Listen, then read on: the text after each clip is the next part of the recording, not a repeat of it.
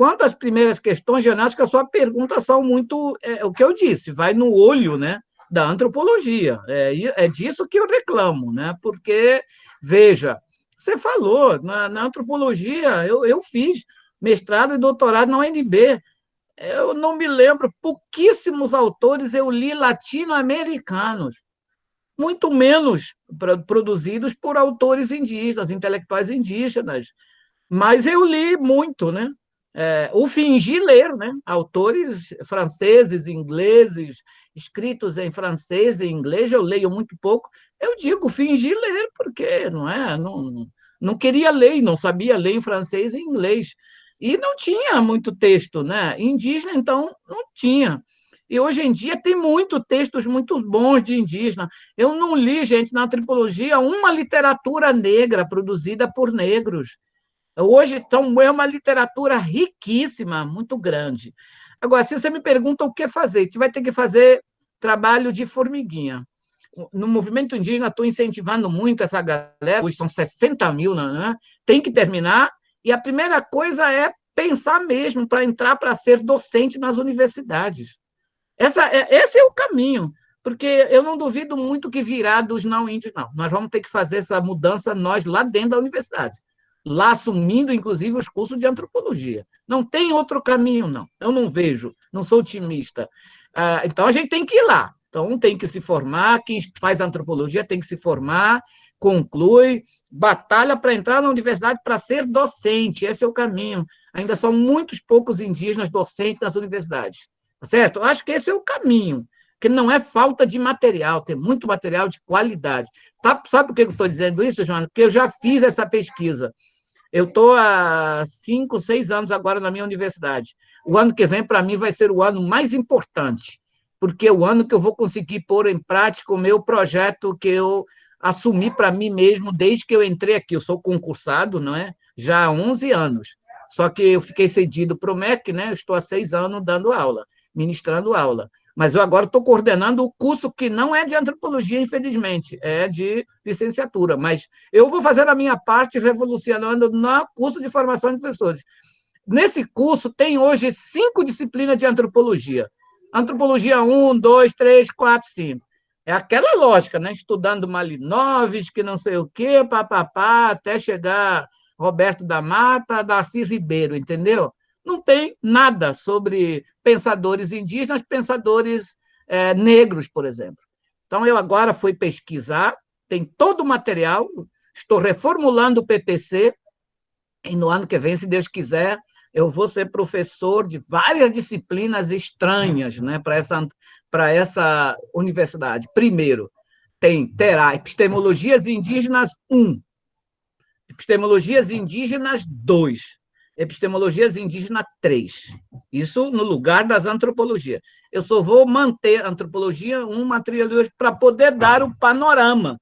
Tem que ser panorama, fala um pouquinho lá de quem fundou esse trem aí, basta, não é? Dá o histórico, dá lá a síntese, né? Eu já criei também outras antropologias, outras epistemologias, né? Negras, africanas. Já tenho muitos livros, eu comprei, gastei quase 5 mil para comprar livros escritos, produzidos por negros, por exemplo, né?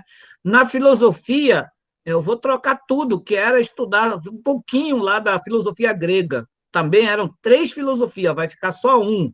Introdução à filosofia ocidental grega. As outras filosofias serão uma filosofias indígenas e a outra filosofias outras. Aí entra filosofias africanas, já tem 3 livros que eu já comprei muito bons, e depois a filosofia chinesa e filosofia indiana. Entende? Olha só, então, aí é diferente. Isso que é interculturalidade, intercientificidade, diversidade de saberes. Isso é na prática, na verdade. Então, vou poder revolucionar no meu curso disso. Eu estou dizendo porque eu já convenci os meus pares, já passou pela primeira votação, entendeu? E terá que ser assim. Não há outro caminho. A gente vai ter que fazer esse trabalho de formiguinha. Estou incentivando que outros colegas professores que estão em outras universidades façam o mesmo. Esse eu acho que é o movimento, porque Entendeu? São muitas antropologias, são muitas filosofias, são muitas epistemologias. Não tem por que ficar a gente só estudando a filosofia ocidental, a antropologia ocidental, que são importantes, gente. É bom que se diga. Eu não estou menosprezando de forma nenhuma, por exemplo, a antropologia clássica ou a filosofia clássica. De jeito nenhum. É muito importante conhecer isso. Tem que estudar bem, entendeu? Então, nada de diminuir o valor. Mas não pode ser um único. Não pode, tem que ter outras antropologias, outras filosofias, outras epistemologias. Eu estou fazendo isso. Está me dando muito trabalho, não só para pesquisar, porque tem várias coisas que eu estou escrevendo, né? Sobre epistemologia abaniua, sobre filosofia abaniua, entende? Introdução, porque não tem também tanto material assim, mas vai ser muito rico, muito interessante, mas pela sua pergunta é isso, viu? Então, tomara que você siga aí, não é? Esse é o caminho, nós vamos ter que fazer mesmo isso. Às vezes quebrando a cara, olhando, às vezes alguém olhando para a gente com uma cara meio feia, assim, né? Mas tem que prosseguir, a gente tem que ir abrindo caminho, abrindo horizonte. Senão, tudo que às vezes a gente fala fica no discurso, né? Vai ter que fazer isso com a mão na massa, não tem muito jeito, tá bom? Mas e forçando que a própria antropologia, no sentido mais amplo, vá se abrindo, né? Eu não vou deixar de perturbar a aba, os colegas da antropologia. Não vou mesmo. Eu faço, sou aluno, ex-aluno salesiano, sempre faço essas críticas, esses embates com muita educação, com muito respeito, com muita paciência. É o dom importante, né? Eu não vou direto, não vou, entende? Mas eu percebo quando eu começo a incomodar os colegas, né? E tem textos hoje que os próprios colegas estão escrevendo, já dizendo, olha, que o professor está falando, que o Jesse Baniwa está falando, está incomodando antropólogos, né? E assim por diante, tá? Eu sei disso, né? Eu leio tudo isso que sai, né? Mas é isso. Esse bloco de epistemologias indígenas, por exemplo, não é nenhuma disciplina, digamos assim, uma área, não é, que vai dialogando, claro, muito fortemente com as outras filosofias, né, com outras disciplinas. Agora, é um desafio. Eu, assim, às vezes fico um pouco tremendo, ansioso para ver o que vai acontecer, mas eu percebo que o caminho assim está bem alinhavado, está bem costurado com os colegas professores, isso facilita muito. Vou meio que puxando eles e tem uma boa aceitação, não é? Agora, o Luciano, acho que isso é muito importante. Eu não tinha ideia, mas a literatura produzida por negros é uma coisa fantástica, né? E algumas coisas que eu fico de boca aberta. Cada teoria, não é? Fantástica, fantástica, né? Só para se dar uma ideia, eu adoro, né, aquele pensamento lá da UNB, produzido lá pelo pesquisador da educação, acho que é do campo, né? Da quilombola, né? A cosmofobia, né? Quer dizer, isso cai, não é? Olha que coisa fantástica, não é? Então é uma literatura riquíssima. Como é que a academia não usa isso, gente? É muito mais interessante do que discutir Heráclito, porque é tão simples o pensamento de Heráclito, né? Esses pensadores gregos são quase todos maniqueístas, não é? É água que vira fogo, é fogo que vira água, não é? Eles são assim, sim, não é? Veja lá Aristóteles, Platão, quase todos são dualistas, não é? Um é contra o outro, né? Enquanto os nossos pensamentos africanos, indígenas, não são oposição, são complexos, são arranha-céu, são teias, né, tecidas do ponto de vista do pensamento, que é uma coisa, que é um mundo fantástico que eu acho que a ciência ocidental, a universidade, perde demais. Né? Eu estou muito empolgado com isso. Eu confesso assim, que, é claro, a produção indígena ainda é muito pequena, muito incipiente, mas tem essa produção da FG, conheço, né? Conheço muito, participo, vou aproveitar muito desse material, mas, de fato, né, a produção negra, né? A literatura negra é uma coisa assim estrondosa. Eu fiquei assim, sabe, até um pouco com ciúme, né, como indígena, mas num bom sentido, tá? Para elogiar e valorizar essa literatura rica, não é? Mas porque assim, qual é a minha ideia que está por trás de tudo isso? Como é que eu descolonizo o meu aluno? Não é? Toda a questão que está por trás disso, como é que eu descolonizo? não ensinando a ele ou não aproximando ele do pensamento ocidental? Não, porque os outros vão falar para ele. Então, não é essa a saída. Não é inverter, agora é só o conhecimento indígena e esquece o ocidental. Isso não é descolonizar, não é? Isso é etnocentrar, tá certo? Então, qual que é a minha ideia? É fazer com que o meu aluno conheça de verdade, sinta de verdade a diversidade do pensamento.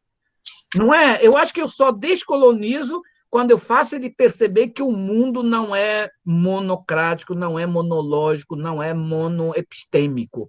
Não é? Se eu falo só da tradição indígena, eu vou tornar ele mono do mesmo jeito. Então, ele tem que conhecer a diversidade, a multiplicidade de pensamento. Por isso, por trás disso, é por isso que eu vou trabalhar pensamentos indígenas, negros, chineses, indianos e outros, não é? Estou falando aqui o que já está mapeado, já estou com as ementas prontas, referências bibliográficas prontinhas, já tem ementa, já tem referência bibliográfica, e como é uma invenção minha, eu tive que montar aqui uma biblioteca para isso, né? Porque todo mundo vai chover para cima querendo saber. O mais importante no meu pensamento, gente, é bom vocês entenderem.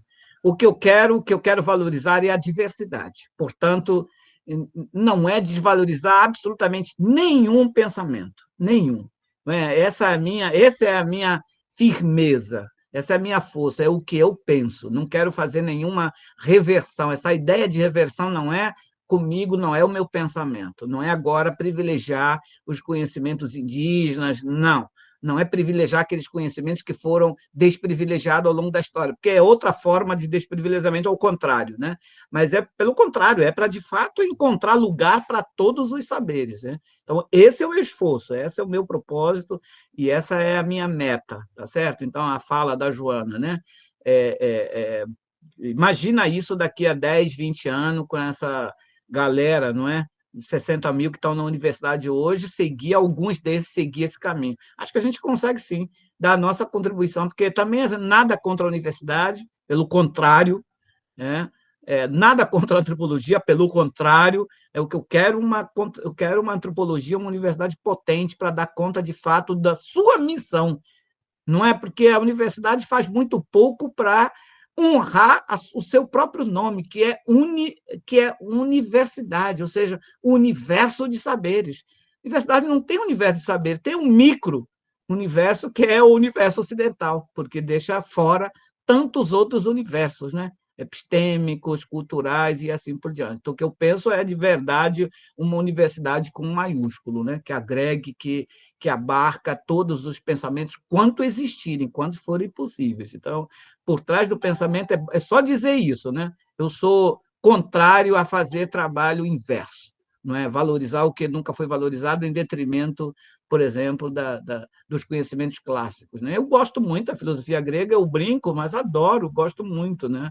Até porque eu fiz graduação em filosofia, né? Estudei muito e gosto demais. Então, também a minha vantagem é isso, porque eu não estou trabalhando contra nada, só estou falando, estou trabalhando a favor. Meu pensamento é a favor desses pensamentos, não é? Desses sistemas de conhecimento. E é isso mesmo que eu falei. Claro, é trabalho de formiguinha, dentro do que eu posso, dentro das minhas limitações, não é? E assim por diante.